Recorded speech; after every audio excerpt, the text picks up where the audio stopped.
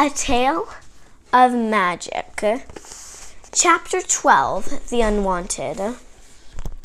Everything changed for Bristol after Madam Weatherbury gave her the magic wand. By the end of her second week at the academy, Bristol wasn't only catching up to Emeralda and Xanthus, her abilities were surpassing Tangerina and Skylene's. She was completing all of Madam Weatherbury's magical assignments with much more ease and efficiency than her classmates. In fact, Madam Weatherbury started asking Bristol to give demonstrations for the others instead of asking the apprentices. Although Bristol did everything she could to keep the peace with Tangerina and Skylene, her rapid progress earned their resentment. "It's not fair," Skylene whispered to Tangerine. "Why does Bristol get a wand?" "Apparently she has a disorder," her friend whispered back. Skylene grunted. "Luckily," she said, "I want a disorder." "Oh, lucky," she said, "I want a disorder." Despite their occasional remarks and dirty looks, Bristol was too excited to let the girls' jealousy dampen her spirits. Now that she was in touch with her magic, she became infatuated with it and used magic for everything she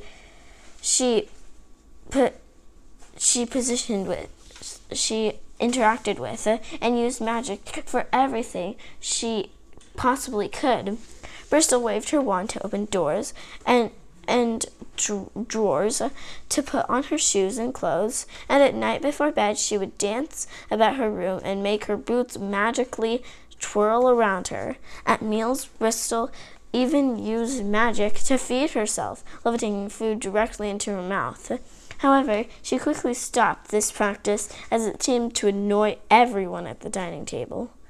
"Okay, now you're just showing off," Emeralda said.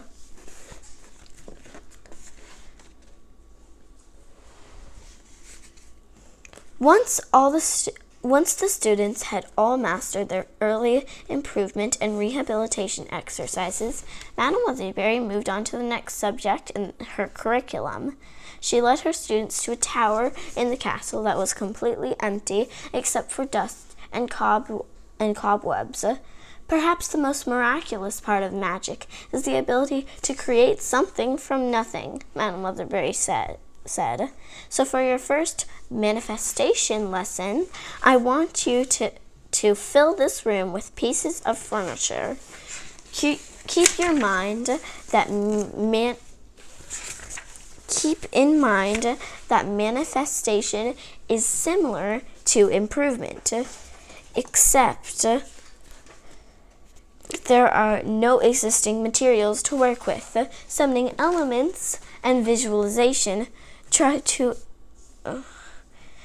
appear out of thin air requires even greater concentration and visualization. Try to imagine every inch of the object you wish to create. Focus on its dimensions and weight. Picture exactly what you want it to be and how it could change your surroundings. Bristol, would you like to begin? Without looking, Bristol could feel Tangerina's and Skylene's cold stares on the back of her head. "Actually, why don't we have Tangerina and Skylene start today?" Bristol suggested. "I'm sure they have much more experience with manifestation than I do." The girls were surprised by Bristol's recognition. They pretended to be annoyed by the opportunity, but deep down Bristol could tell they were eager for the attention. Tangerina stood in the center of the tower and manifested an orange armchair with honeycomb tufts. Skylene made a bathtub appear beside Tangerina's chair, and it was overflowing with soap bubbles. After the apprentices were finished, Emeralda summoned a quaint vanity with several jewelry boxes, and Xanthus conjured a brick oven. Bristol didn't want to outshine the others, so she waved her wand and made a modest but elegant wardrobe appear. Well done, everyone," Madame Leatherberry said. That just leaves Lucy. Wait, where did Lucy go? No one had realized Lucy was missing until now, and they looked around the room for her. She's hiding behind Tangerina's chair, Emeralda said. I can see her boots peeking out from behind it. Lucy groaned as her classmates found her. Clearly, she was hiding to avoid Madame Leatherberry's lesson, but Lucy pretended she was innocently searching for something on the ground. Sorry, I thought I saw my lucky shamrock, Lucy said. When did you lose it? Sanctus asked. About 4 years ago, she said. But you never know when or where things will turn up. Lucy begrudgingly got to her feet and moved to the center of the tower. She thought long and hard about the object she wanted to manifest and smiled as her head filled with pleasant images of it. Unfortunately, Lucy was greatly disappointed when a stack of wooden coffins appeared in the corner of the tower. In my defense, I was trying to make a bunk bed, she said. Madame Leatherberry gave Lucy a comforting pat on the back. A for effort, she said. Regardless of how much Madame Leatherberry encouraged her, Lucy left every lesson feeling worse than she had after the one before. And now that Bristol was armed with a magic wand, Lucy didn't have someone to commiserate with. Bristol sympathized with her friend, but she couldn't imagine the mental torment she was going through. With each passing day, Lucy's worst fears about who and what she was became more and more probable.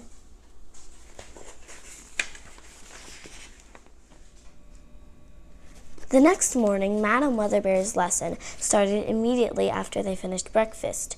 It was the first day since Bristol had arrived that Madame Leatherberry hadn't received a strange letter in the mail. Bristol couldn't tell if she was just imagining it, but the fairy seemed even cheerier than usual. She wondered if not receiving a letter had something to do with that. Perhaps no news was good news. Madame Leatherberry escorted her students and apprentices through the Academy picture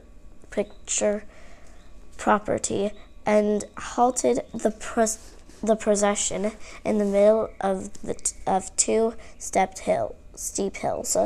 Mrs. V was joining their lesson that day, and the students were curious about why the housekeeper was there.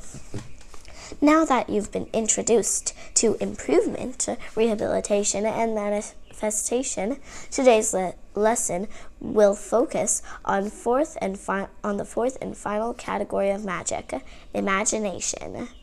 Madame Leatherberry announced, always remember, a fairy's limitations are only defined by the limits of their imagination.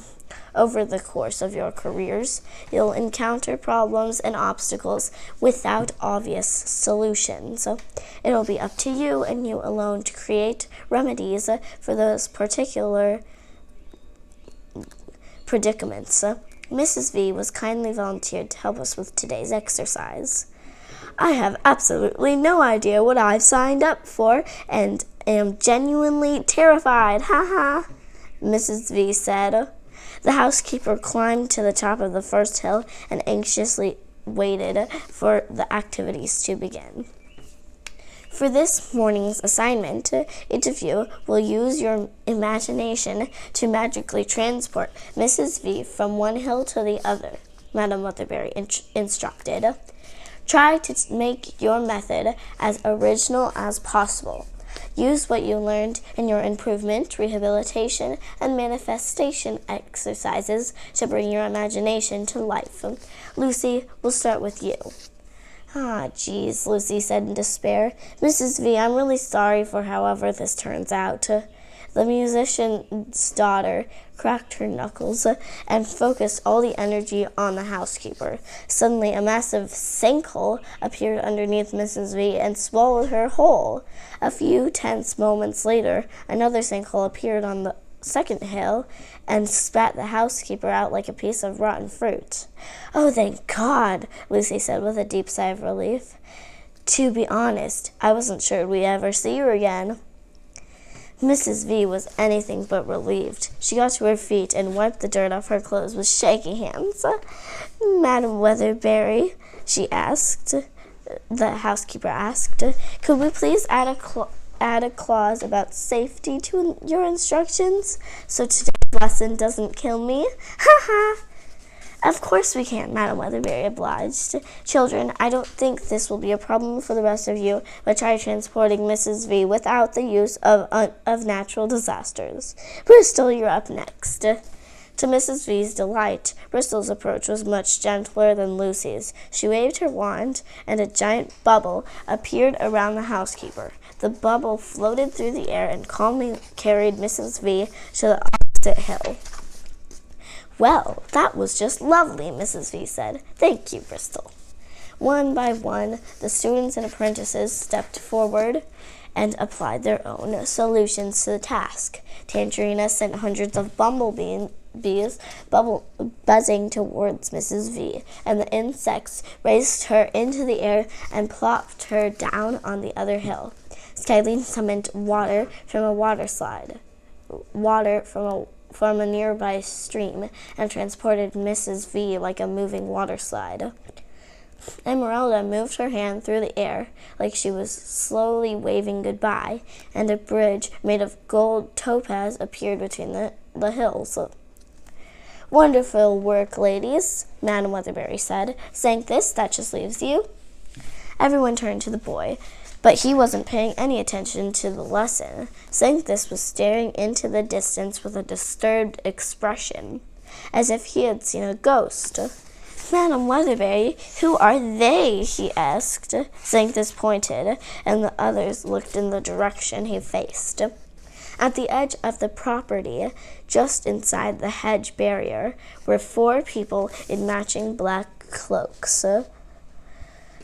The mysterious figures stood perfectly still and watched the fairy and her students in complete silence. The visitors instantly made everyone uncomfortable.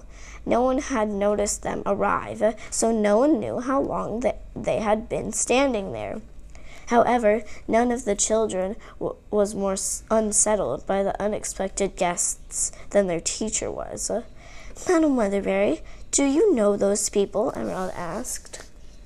The fairy nodded, and a complicated mix of anger and fear surfaced on her face. "Unfortunately, I do," she said. "I'm sorry, children, but we need to postpone the rest of today's lesson." Once their presence was known, the cloaked figures crept toward Madam Weatherbury and her students. Their bodies were completely covered except for their faces, and although they were shaped like women, the closer they got, the less human they appeared. The first woman had round yellow eyes and a pointed nose like a beak. The second woman's eyes were red, with thin pupils like a reptile's. A forked tongue slipped in and out of her mouth. The third woman had oily skin, enormous lips, and bulging black eyes like a fish. The fourth woman had green eyes like a cat. Her face was covered in whiskers, and a sharp underbite poked out of her mouth. "Hello, Celeste," said the woman with the forked tongue. The woman with the forked tongue hissed. There was so much tension between Madam Weatherbury and the cloaked woman, the students could have sworn the air became thicker. "Children, this is Crobeth Claudel, Nutalia Vipes, Squiddle, Inkerson, and Felina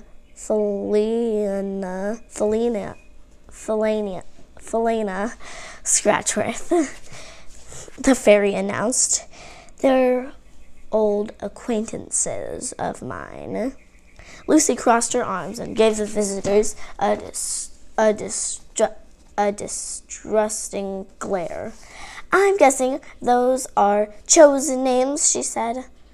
Felina jerked her head in Lucy's direction. "You wouldn't believe some of the choices we we've made, she growled. The whiskered woman gave the children a creepy grin, exposing her piercing teeth. The students and apprentices took a fearful step back and hid behind their teacher.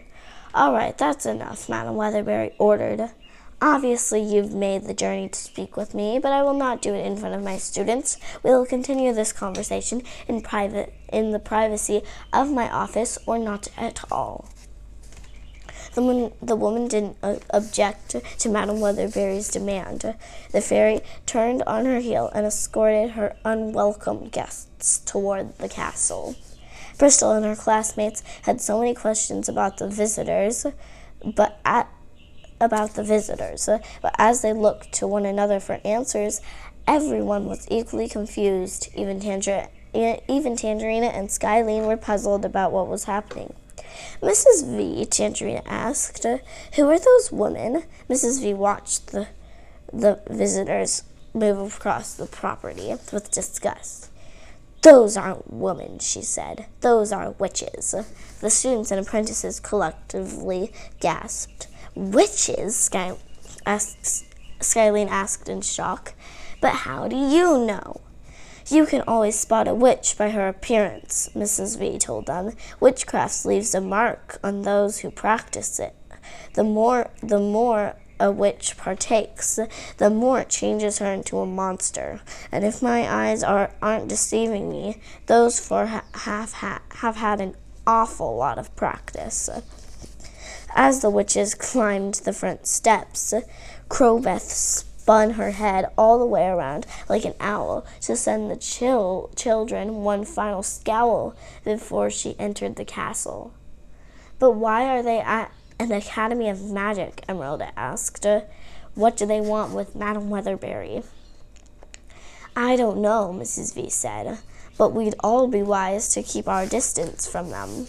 The housekeeper's advice was reasonable, but keeping a distance was the last thing Bristol wanted. The witches only added to the ongoing mystery of Madam Weatherbury, and Bristol craved answers more desperately than ever before. As soon as she remembered the hole in her bookshelf, Bristol took off, running as fast as her feet would carry her. She just hoped she could reach her bedroom before missing a single word of the fairy's conversation with the witches. "Bristol, what are you doing?" Lucy called after her. "Bathroom!" Bristol yelled over her shoulder. "When nature calls, Mrs. V said. "That reminds me, I need to stop adding so many prunes to the oatmeal. Ha ha!" Bristol hurried inside the castle and sprinted up the floating staircase to her bedroom on the 3rd floor. When she peeked into Madam Weatherbury's office, she saw her teacher furiously pacing in front of the bubbling fireplace. The 4 witches stood around her, eyeing the fairy like vultures waiting for their prey to die. "How dare you come here unannounced?" Madam Weatherbury said. "You have no right to barge into my academy like this." "You left us no choice," Crowbeth screeched. "You stopped responding to our letters." "I told you I was finished," Madam Weatherbury exclaimed. "We're not working together anymore." "Now is not the time for reluctance," Squiddle grumbled. "The northern conflict is nearing the point of no return. The enemy is gaining ground and growing stronger every day. If we don't act soon, we'll be defeated." "Then find someone else to help you," Madam Weatherbury snapped. "I can't do this anymore." "Celeste, we still want the same thing," Nutalia hissed. "We're all seeking a safer world and acceptance for our kind. Helping us end the northern conflict will move us one step closer to that goal." "Don't imply that you and I are the same," Madam Weatherbury said. "If it weren't for people like you, people like me wouldn't have to fight for acceptance in the first place." Celeste, don't act superior, Felina growled. Before you got the bright idea to start this academy, we all agreed the Northern conflict was the best way to change the world's opinion about the magic community. We put our differences aside and created the plan together.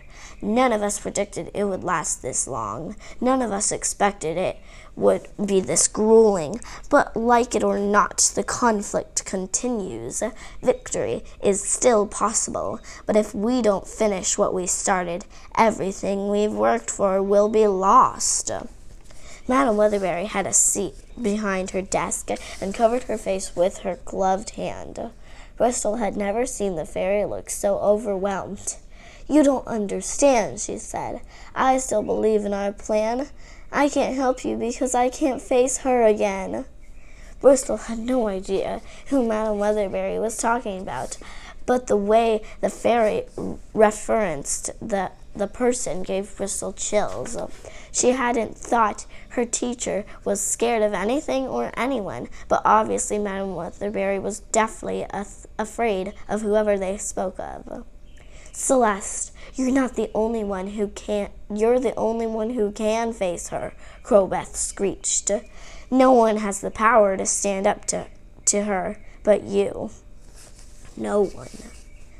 Each time I face her, she grows stronger and I become weaker, Madam Weatherberry said. I barely survived our last encounter. If I fight her again, I may never return. Yes, but last time we nearly won, Squiddle grumbled, and you were more than willing to make sacrifices back then. Things are different now, Madam Weatherberry said. I have an entire academy depending on me. I can't put myself in that kind of jeopardy again. Even if we resolve the Northern conflict, there's no guarantee that the hate and hostility toward the magical community will stop. But once my students have finished their training, they'll accomplish what we've always wanted. You're putting an awful lot of faith in this academy, Felina growled. But do you honestly believe a world that burns people at the stake for sport is going to be persuaded by the good deeds of fairies? No. If we want to change the world, we must earn the world's respect. And bringing the Northern conflict to an end is the best opportunity we've had in centuries. But General White has made great progress, Madam Weatherberry said. I'm sure he's found a way to destroy her by now. General White has done a brilliant job keeping the Northern Kingdom from extinction, Crowbeth screeched. But we all know his army is no match for her. There's only one way to finish the Northern conflict once and for all, and that's you, Celeste.